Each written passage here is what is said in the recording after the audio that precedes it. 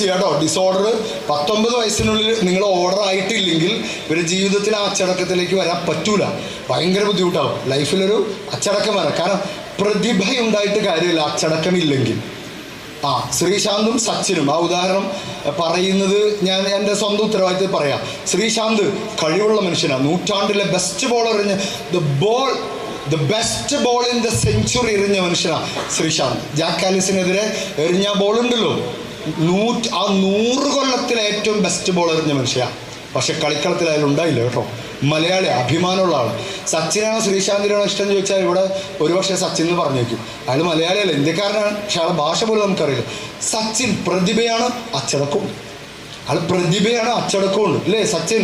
അയാളെ പ്രകോപിപ്പിക്കാൻ പറ്റൂല കേട്ടോ. അയാളിങ്ങനെ സച്ചിൻ്റെ കളിയൊക്കെ പണ്ട് കണ്ടിട്ടുണ്ടാവും അല്ലേ. ഞങ്ങളുടെയൊക്കെ കാലത്ത് സച്ചിൻ്റെ കളി, സച്ചിൻ ബാറ്റ് ചെയ്യുമ്പോൾ ഇന്ത്യയുടെ ഹൃദയം മിടിക്കും. സച്ചിൻ ഔട്ടായാൽ